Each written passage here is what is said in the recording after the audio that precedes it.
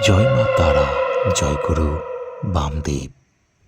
গল্পকথায় তারাপীঠে আপনাদের সুস্বাগতম। চলুন বন্ধুরা, এবার তারামায়ের মূল মন্দির থেকে ঘুরে আসি।